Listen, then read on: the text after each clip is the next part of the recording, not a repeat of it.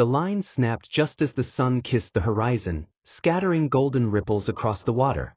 My hands were wet, my heart pounding, and the base I'd been fighting for 10 minutes disappeared into the depths of the lake I'd owned for over 20 years. That was when I heard the sirens. They weren't faint or distant. They were slicing through the stillness like a blade, coming straight down the dirt road that wound to my ranch. I turned, confused, the fishing rod still dangling in my grip. The only people who used that road were delivery drivers, my neighbors, or friends from the old days. But the flashing red and blue lights told a different story. 2 squad cars rolled up in a swirl of dust, stopping just short of the dock. The officers stepped out, hands on their belts, their faces set in that unreadable, trained neutrality.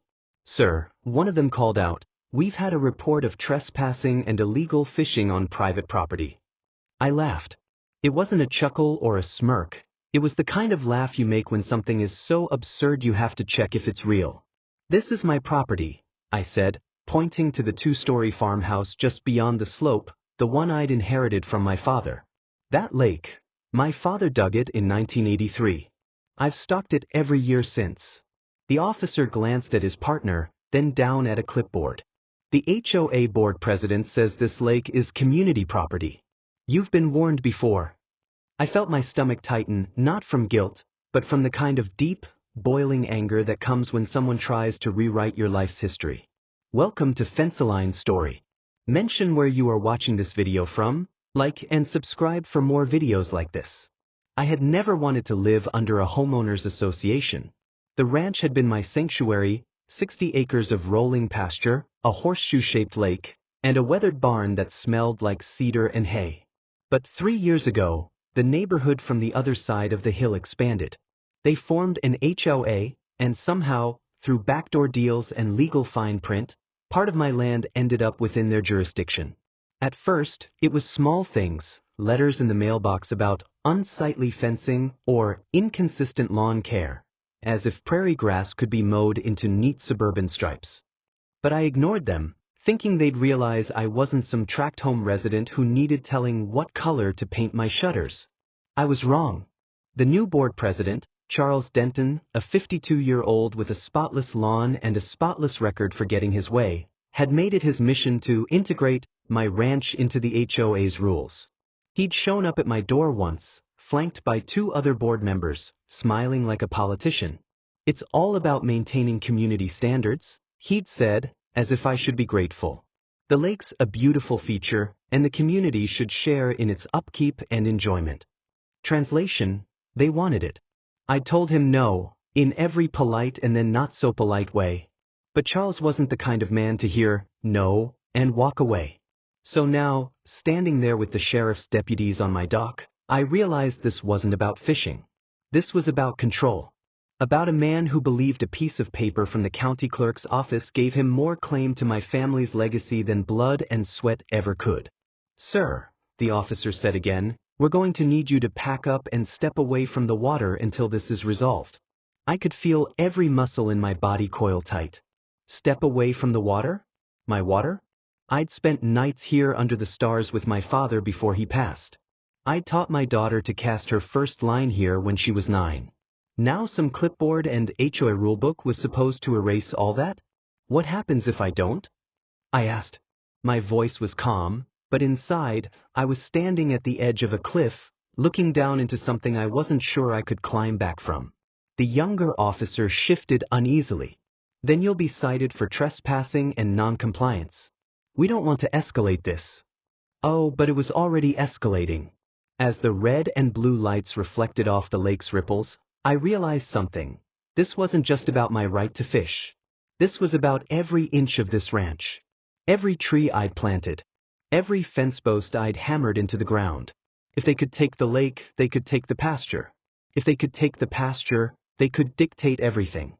And that was the question burning in my mind as I slowly reeled in the empty line and set my rod on the dock. How far would I go to protect what's mine, and how much would they lose in the process? The day after the police came to my dock, I found a letter stuffed in my mailbox. It wasn't in an envelope, just folded in half, stamped with the HOA's red ink seal, and smelling faintly of cheap cologne. "Dear Mr. Harris," it began, "this is your third and final notice regarding the unauthorized use of community property. The lake, per the amended plat and bylaws ratified on March 14th, is designated as a shared amenity. Any individual use without board approval constitutes a violation subject to fines, legal action, and enforcement by law enforcement." They signed it with that smug flourish I'd come to recognize. Charles Denton, HOA president. I remember sitting at the kitchen table, the paper trembling between my fingers, not from fear, but from the absurdity of it all. That lake was dug by my father's hands. I could still see him, shirtless in the summer heat, operating the old backhoe he rented from a friend in town. I'd been 12, hauling buckets of clay and rock out of the pit, dreaming about the fish we'd stock one day. But now, according to a man in a polo shirt and a homeowners board, it was theirs. It started small, like all power grabs do. 3 years ago, a luxury housing development called Pine Crest Estates expanded toward the edge of my ranch. The original survey maps were clear, my property line cut just before the crest of the hill. But during a zoning change, the developer proposed community access easements that would benefit all residents. Most of my neighbors thought it was about sidewalks and nature trails. No one realized it included waterfront recreational access, which some slick-tongued lawyer decided could mean my lake. The county signed off without a fight, and just like that, the HOA had a legal foothold. Charles Denton saw his opening. He was the kind of man who lived for order. Mid-50s, silver hair that always looked freshly cut, khakis pressed so sharply they could cut glass. He'd been a regional bank manager before retiring into HOA leadership, a job he treated like a corporate boardroom. Every rule was a weapon, every resident a subordinate. The first letter I ever got from him wasn't about the lake. It was about my fence. He claimed the split rail design was inconsistent with community aesthetics. Never mind that my fence had been there for decades before Pine Crest existed. Then came the barn. Apparently, the weathered cedar siding made it look abandoned and was a safety concern for nearby residents. But the lake, that was different. That was personal. When I ignored his first letter about community access, he sent 2 board members, Linda Carver, 48, who wore her authority like a crown, and Peter Myers, 39, who never spoke but nodded like a bobblehead whenever Charles did. They tried to sell me the idea. "Think of the neighborhood kids learning to fish here," Linda said. "We could install picnic tables, maybe a walking path." I told them it was a working ranch, not a park. They left with tight smiles, but I could feel the temperature drop. From there, the campaign began. Anonymous complaints about noise when I ran my tractor at dawn. Fines for unregistered outbuildings because I stored hay in a shed without a permit. Notices for unapproved landscaping when I let the wildflowers grow by the driveway. The lake became their rallying cry. They printed maps for HOA meetings showing it as a shared amenity. I wasn't invited to those meetings, of course. But word traveled. Neighbors from the other side of the hill began showing up, walking the trail down to my dock, waving like they owned the place. One Saturday, I caught a teenager from Pine Crest tossing a beer can into the water. I told him to leave, and his parents showed up later demanding to know why I harassed their son. A week later, Charles sent me a formal warning for creating an unwelcoming environment for community members. It was clear this wasn't about property values. This was about control. They couldn't stand that I didn't fall in line, that I didn't attend their barbecues or hang matching wreaths on my front door in December. I was a reminder that they didn't own everything they saw, and that drove them insane. But the real problem was deeper. Charles Denton didn't just want the lake, he wanted a precedent.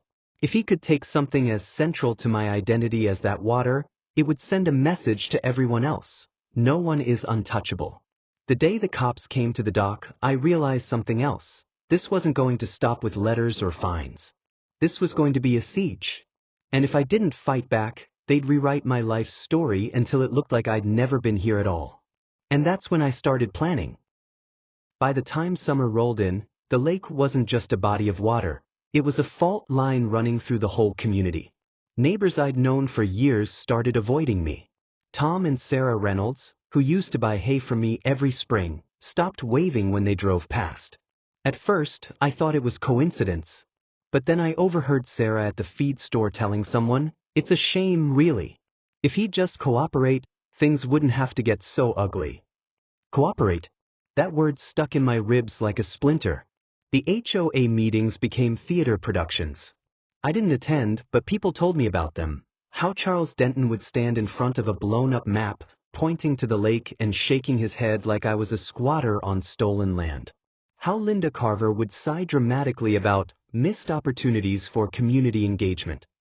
How Peter Myers would hand out glossy pamphlets showing children fishing on my dock. But the real damage was happening behind closed doors. One afternoon, I got a call from my insurance agent. He told me there had been inquiries about my liability coverage, specifically whether it would apply to public use of a water feature. Someone had been poking around, looking for ways to frame me as a legal risk. Then came the trespassers.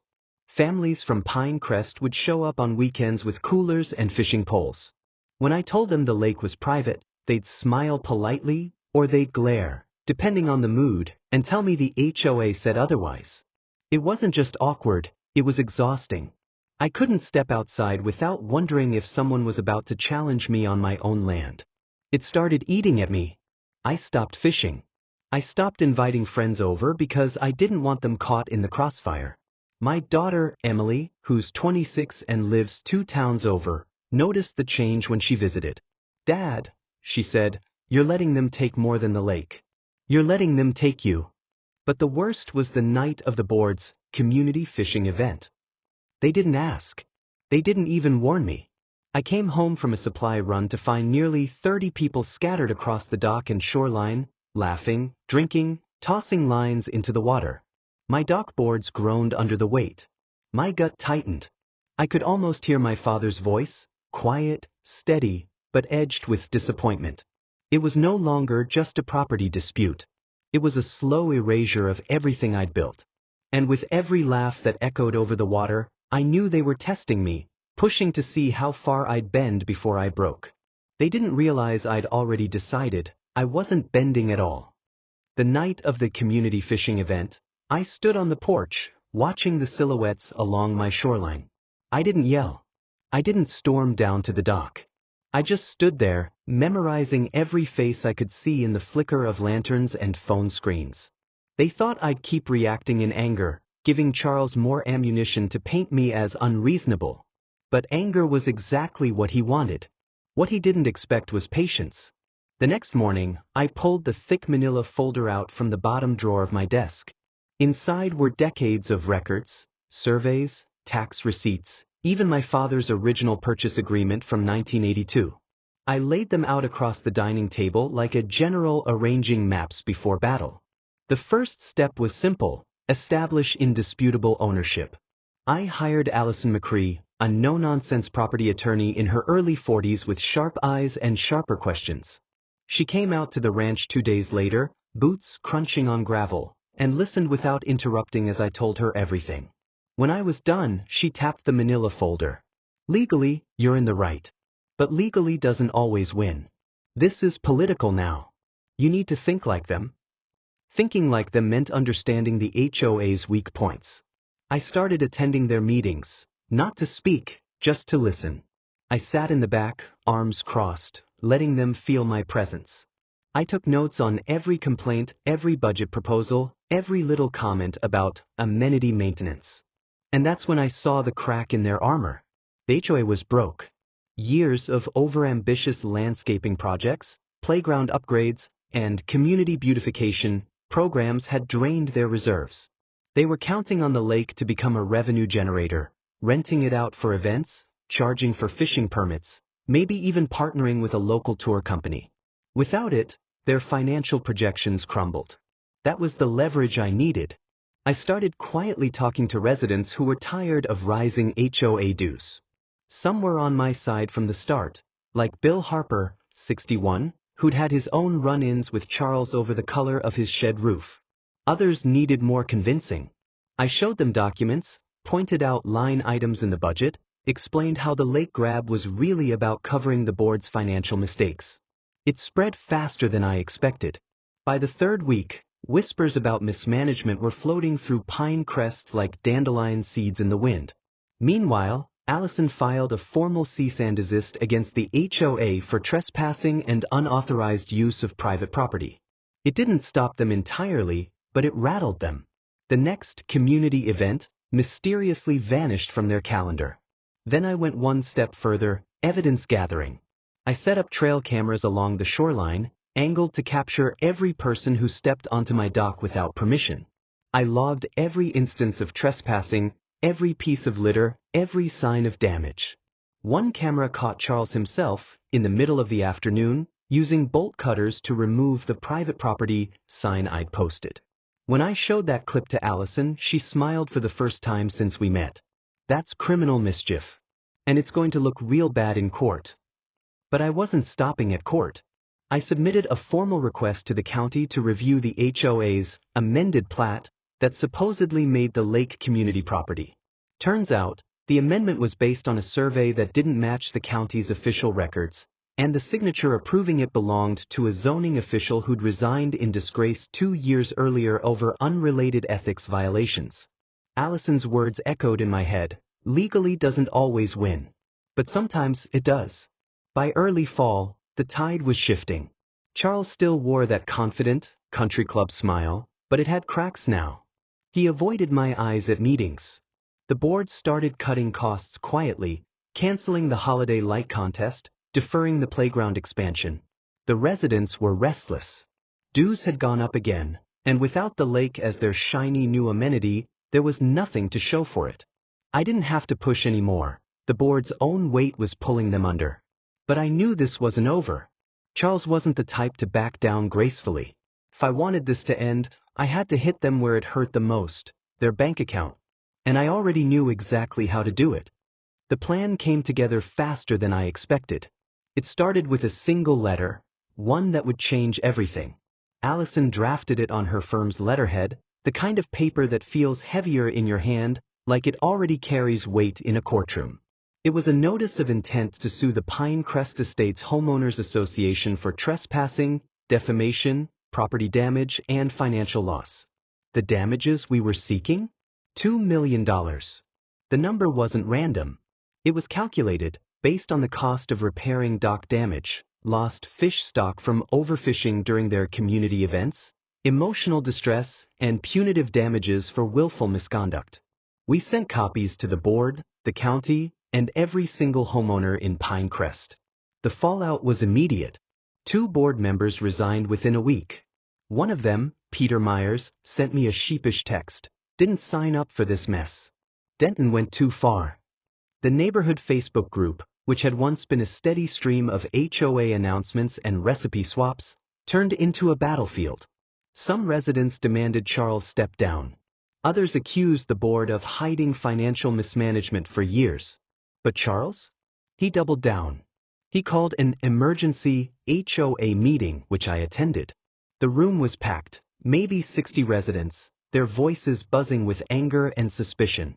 Charles stood at the front in his usual pressed khakis, trying to project control, but his eyes kept darting toward me in the back row. "This is nothing but a baseless attack," he said, gripping the podium. "The lake belongs to the community. We have every right to access it." I stood. "Then why," I said loud enough for the whole room to hear, "does the county's official survey put the lake entirely inside my property line? Why does this?" I held up a printed still from my trail cam, "show you cutting down my private property sign with bolt cutters?" Guess.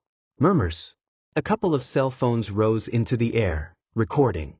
Charles's face tightened. He started to speak, but a woman in the second row interrupted. "You told us the amendment was official. Are you saying you lied?" That meeting ended in chaos. People shouting, papers flying, Charles storming out without another word. A month later, the HOA's insurance company stepped in. They'd reviewed the evidence, the invalid survey, the trail cam footage, the budget records showing the board's desperate financial state.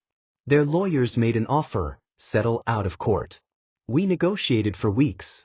By the time it was done, the HOA agreed to pay me $750,000 in damages. Issue a written apology to be distributed to all residents. Permanently acknowledge, in their bylaws and county filings, that the lake and shoreline were exclusive private property of the Harris Ranch. Cover all my legal fees. They cut the check in late November. When it cleared, I didn't feel triumphant, not exactly. I felt clean. Like the grime of 2 years of petty battles had finally been scrubbed away. The HO didn't survive the next year. Without Charles, who resigned quietly a month after the settlement, the board crumbled. Membership dues dropped as residents moved to dissolve the association entirely. By spring, Pinecrest Estates was just another neighborhood, free of its petty regime. The lake, meanwhile, was mine again, untouched, unchallenged. I went down there on a crisp December morning, the air sharp and still, and cast a line into the water. The sun rose over the hill, painting the surface in gold. I thought about my father, about Emily, about every quiet moment stolen from me during the fight. I realized then that it had never really been about the money. It wasn't even about the lake. It was about freedom, the right to live without someone peering over your fence, ready to tell you how to exist. Charles Denton thought he could buy that right from me with bylaws and arrogance. Instead, his HO paid the price, every cent of it, for thinking they owned something they never touched. And now, every time I hear the sound of a reel clicking, or the soft splash of a fish breaking the surface, I remember the moment they called the cops on me at my own lake, and I smile. Because that mistake cost them everything.